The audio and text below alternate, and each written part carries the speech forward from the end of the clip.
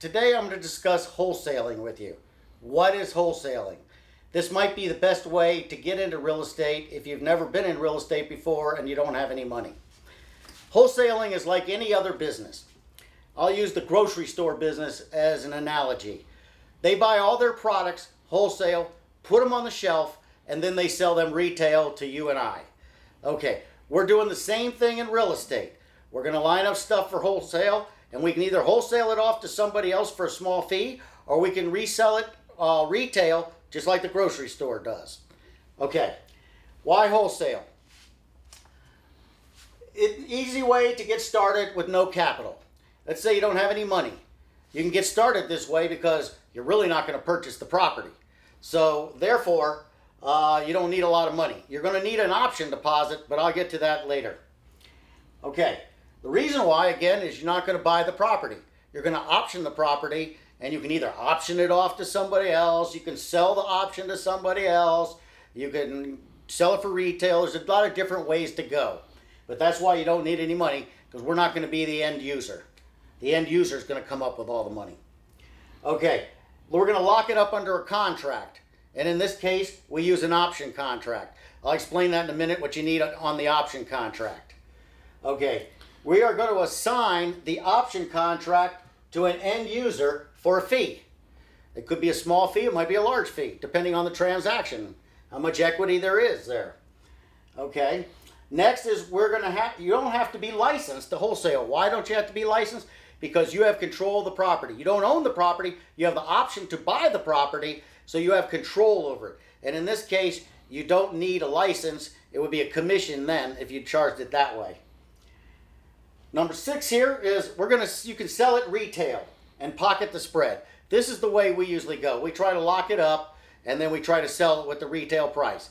But you don't always have to do that. Sometimes we wholesale it off for $5,000, $10,000, something like that.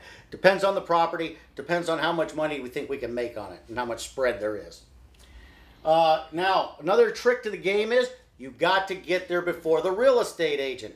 If you don't get there before the real estate agent, he's going to get there and pull out a listing form, and he wants to list it for the maximum amount possible, which is retail. And the reason why he wants retail is because he gets the maximum commission possible. And I understand that.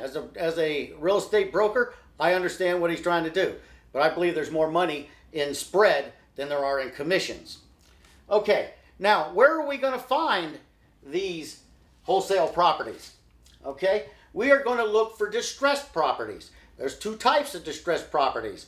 There are property distresses and there are ownership distresses. And they could be 2 different things, and probably are. For instance, a property distress is something that needs to be fixed up. Something you need to go in there and put some money into to fix it up, and maybe he doesn't have the money, maybe he doesn't want to spend the money on it. I don't know what the situation is, but it's a property distress, and that's something we like. The next thing is the owner's distress. That could be something that has happened to the owner, where the property's in great shape, but the owner's not in great shape. He might be in bankruptcy court. He might have another business that's not doing well. You know, maybe his income stopped. I don't know what the case may be, and every case is different. But that is an example of ownership distress.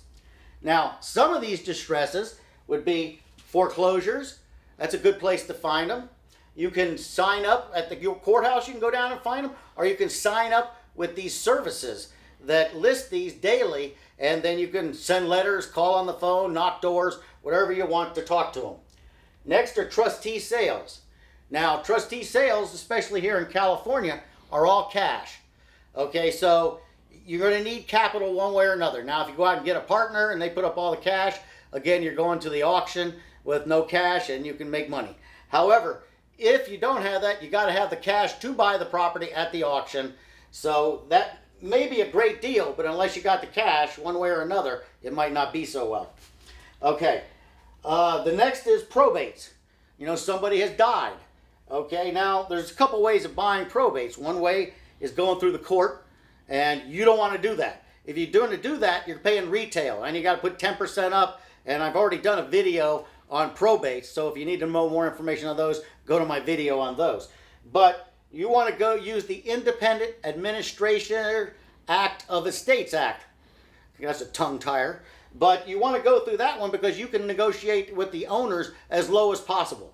You might not, some owners you might not be able to negotiate with, but some of them you can, particularly if they're out of state and they don't want the property, that type of thing. All right, next is divorces. You know, that's pretty self-explanatory. Two people are splitting up. They got to get rid of the property because each one has to get their half of the equity to move on. So that's another good place, is the divorce courts. Bankruptcies. Bankruptcies are another place. You know, why are they in bankruptcy court? I don't know the answer to that, but you might be able, not always, but you might be able to go in and get a good deal. Now, this is not like a probate where you got to come up to the retail price when you're in court. This is completely separate. You come in and work a deal out with the owner of the property. You submit it to the bankruptcy court, the trustees, the judges, they make the decisions there. Okay, and then the last one on my list here is code violations. Those are another good ones, because when code violations, this is an example of a property distress. When they have the code violations, then people, you know, a lot of people don't want them at all. I happen to like those. But you can go in there and just fix the problems, and now you've got a property that you can sell retail when you fix the property. But when you buy the property, you got to buy it wholesale. That's very important. Now, how do we buy all that stuff? Well, actually, we use an option agreement. And these are what you need on your option agreement. You need, number one, a wholesaler's name, which is the buyer, and a seller's name. Okay, that has to be in the contract. You need a property address on the contract. You need an option price. You know, what deal have you worked out with the seller? Okay, you're going to need an option period. Is it for 3 months, 6 months, a year, 5 years? That's very important. It tells you how long you got or how much equity you can make before you have to sell it off to the end user. Now you have an option fee. Actually, there's twofold here. You're going to have an option fee that you're going to have to pay the seller, the option consideration, and when you sublease it or sublet it, therefore you're going to get a fee from the other person. So there's two option fees here. One you're going to receive and one you're going to give up. And next is your option provisions. If you have any specific provisions you want to put in that option agreement, that's where you put them. Now, if anybody out there would like a form, already a blank form, all they have to do is either contact me at my email address, or they can private message me on Facebook or something like that, and I will send you an option contract by email. And that seems to be today's video. So if you have any questions, you know how to reach me. You can reach me either at YouTube, hashtag Floyd Loans. Make sure you put the hashtag in there because it's much easier to find. Facebook at Floyd Loans, Twitter at Floyd Loans, or you can just email me direct at floyd@woodrumfinancial.com.